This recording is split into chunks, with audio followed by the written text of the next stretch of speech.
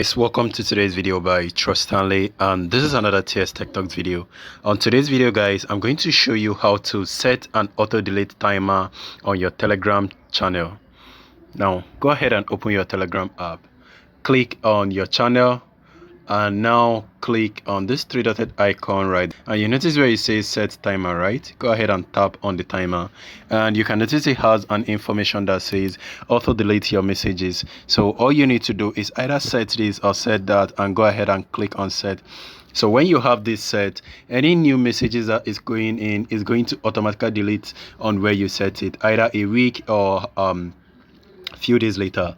So if you want to set this back, all you need to do is to go ahead and toggle it off and then set it for the chat. Now I just turned off the auto delete, but if you guys are interested in making use of that auto delete, go ahead and set it up to whenever you want it to. All right guys, thank you for watching this video. Make sure you smash the like button and subscribe to the channel for more video. See you soon on my next video. Peace.